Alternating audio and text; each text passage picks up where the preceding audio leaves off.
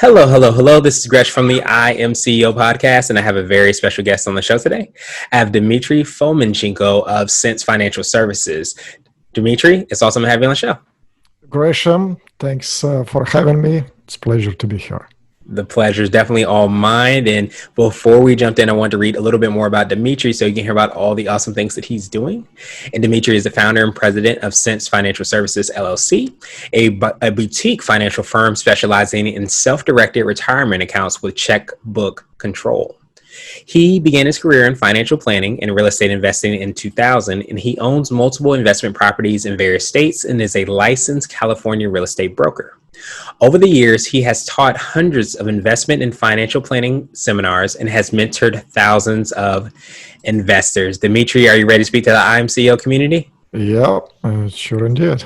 Awesome. Let's do it. So to kick everything off, I wanted to rewind the clock a little bit, hear a little bit more on what led you to get started. Could you take us through what I call your CEO story? What led you to get started with your business? Yeah, so basically, I had entrepreneurial spirit from, I think, childhood. When I was, I think, about 13 years old, I actually started selling ice cream to vacationers who stopped at the train station. We had a major stop there.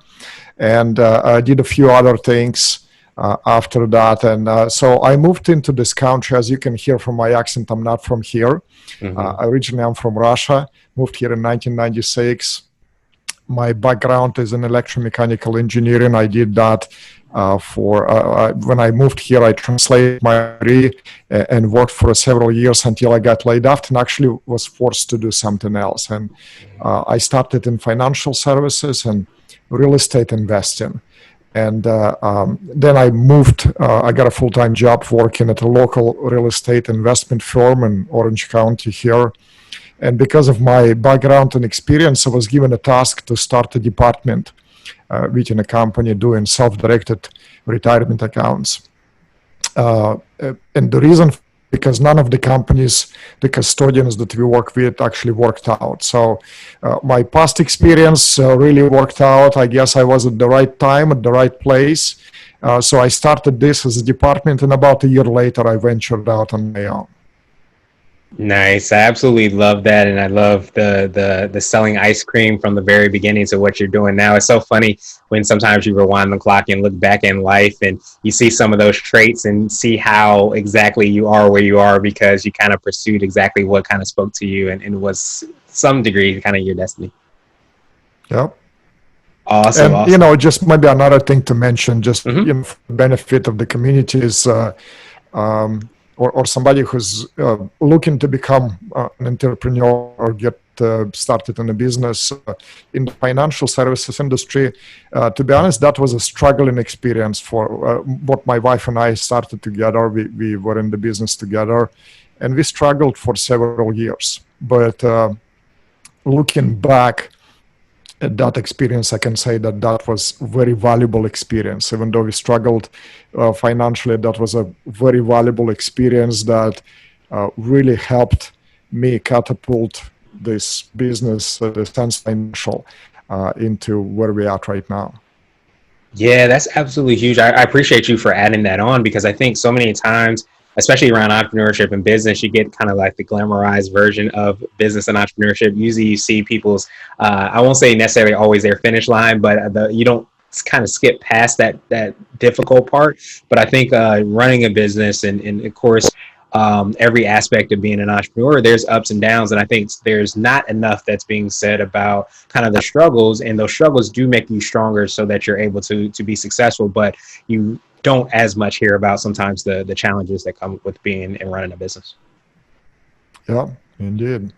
Awesome. So I know I touched on it when I read your bio, and you did as well too, on how you got started. Could you take us through exactly what Sense Financial Services is and how exactly you serve the clients you work with? Yeah, so what we do is kind of a niche, and most people are not even familiar with that. Some people probably have heard about self-directed IRA, an IRA that allows investments into alternative assets, not like a Fidelity or Schwab or Merrill Lynch, but you can only invest in stocks and mutual funds, which, to be honest with you, you and I and most of our listeners don't have the control over the stock market. We've seen what happened just at the beginning of the year, a few short months ago. I have a small portfolio in the stock market, and it dropped 30%. I've seen in the last downturn, about 2007, 2008, I talked to people who lost half of their portfolio that were invested in the stock market. So people are concerned about that. They're looking for alternative investments, but you cannot invest in alternatives with using just a traditional retirement account. So you need a self-directed. Now, what we do is we set up a self-directed retirement accounts, but our focus is a checkbook control. And the main service that we offer is a solo 401k, truly self-directed solo 401k. It is a retirement plan designed for those people who are self-employed or own a small business without full-time employees. Now, I'm just going to share you a few major benefits, and it's going to blow you away. Number one, large contribution limits. Comparing to an IRA, which is allows you to put $6,000 a year into that retirement account, solo 401k allows you to put up to $57,000 a year. So nearly 10 times more. So if you're a husband and wife business, you can potentially shelter over $100,000 of your income from taxes. I mean, it might think about the bottom line that it's going to do on your taxes, how much taxes you're going to save. So that is a huge tax shelter. Obviously, you have to have a successful business and make money to take advantage of that. So that's one. Another one is that it gives you unlimited investment potential. So you can use this vehicle to invest in virtually anything. You can invest in, many of my clients are real estate investors. So they invest in real estate, whether it's just a single family rental or a piece of large multifamily syndication or a self-storage facility and so forth. You can also invest in precious metals. You can invest in cryptocurrency and so far and so on. The list goes on. So there's only a couple of things that you cannot do. IRS describes that. Other than that, you can invest in virtually anything. And last I'm going to mention is that, or actually two I'm going to mention is ability to make Roth contributions. You can contribute up to $26,000 into a Roth sub account, which is post-tax contributions that allows your money to grow tax-free.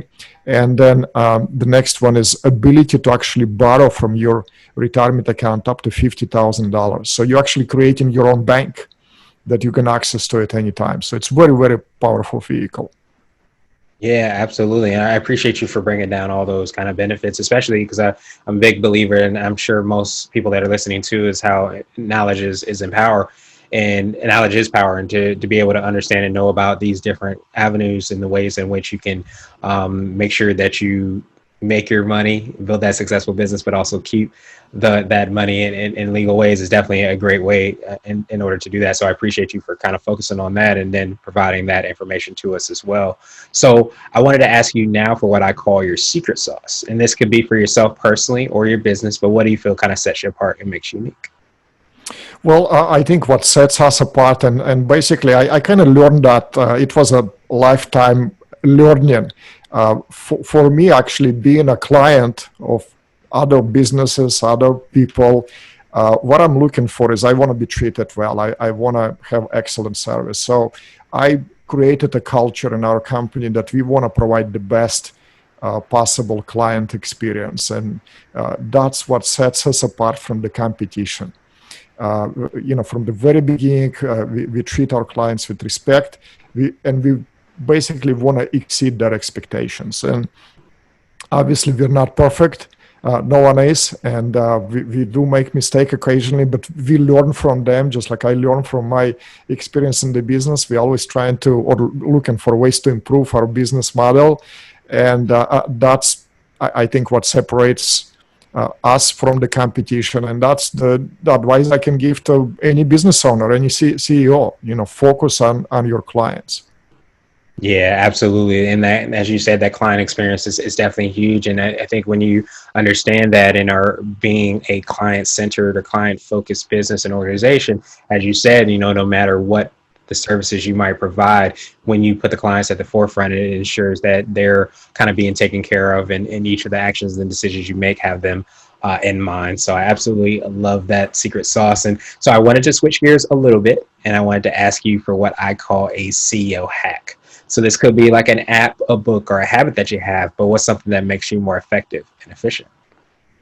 That's you're talking about the book that helped me. Anything, a book, it could be a book or habit, or even an app or something or software that you use. Well, the book comes to mind. I think it was really instrumental for me initially when I started the business, and remember going with my wife on vacation to Caribbean, taking that book with me. It was just probably in the first year of the business, and it's called Business by the Book by Larry Burkett. And it was a phenomenal book. Learned so much there.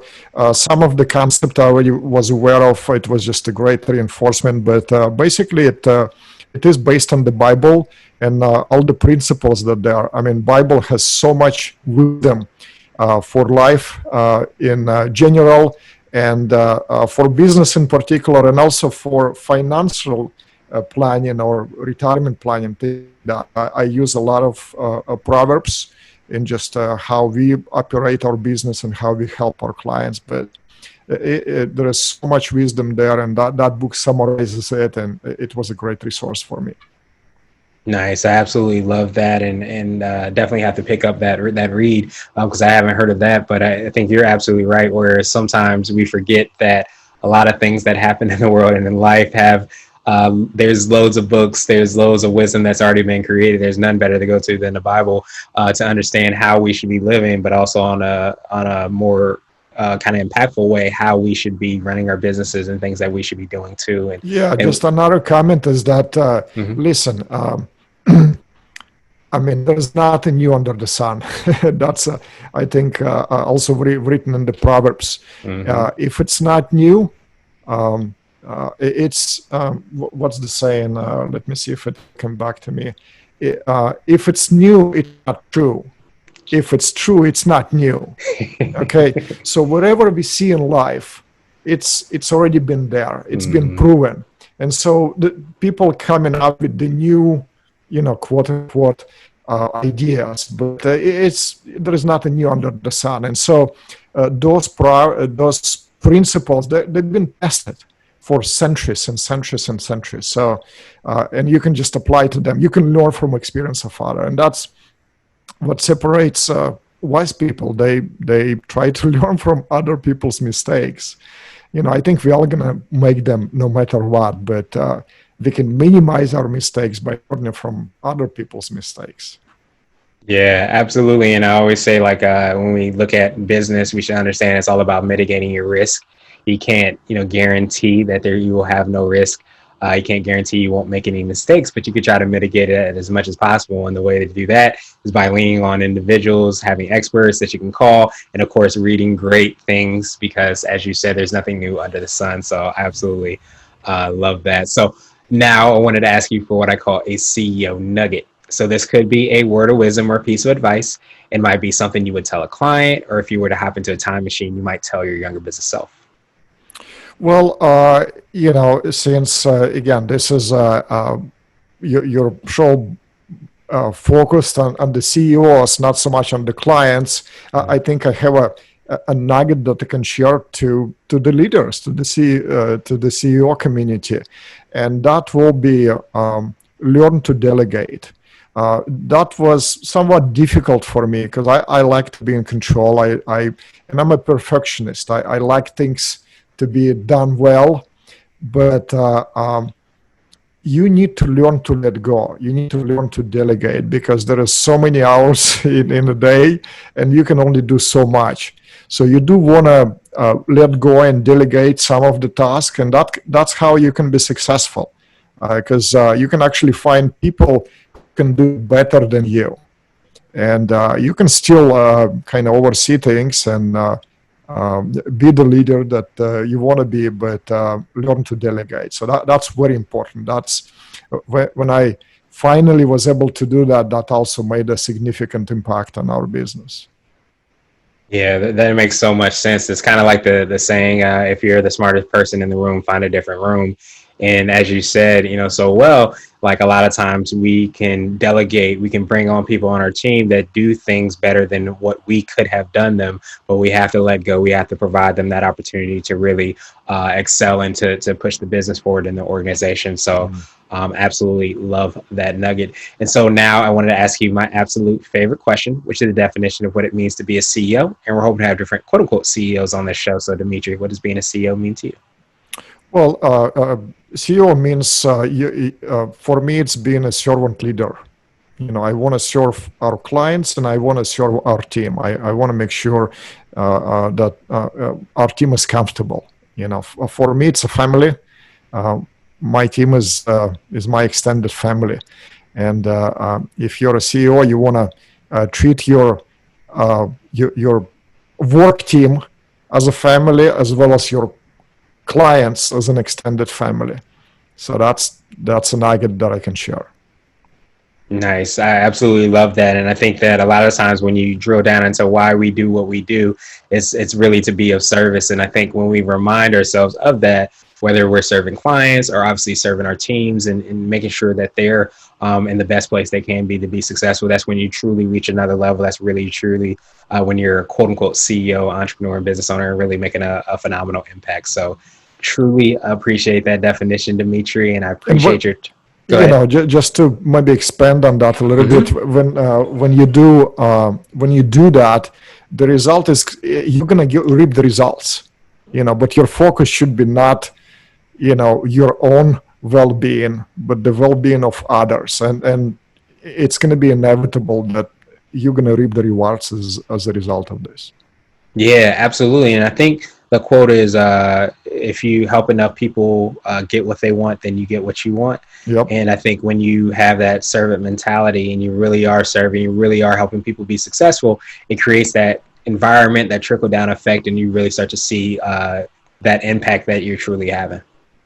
Yeah, I was just talking to somebody the other day about a similar concept is that how blessed we are to live in this country. Again, I'm an immigrant from former Soviet Union, and we had very, very limited opportunities there. I still, like I shared with you, I found a couple of different business ventures there Mm-hmm. in my early years, but man, we live in this beautiful country with so many people and, just abundance of the opportunities out there. There is just, another maybe tip that I can share: find the problem, Mm-hmm. and or and then figure out the solution for that. And you can build a business around that. Just help enough people get what they need, or solve their problems, and rewards can be major.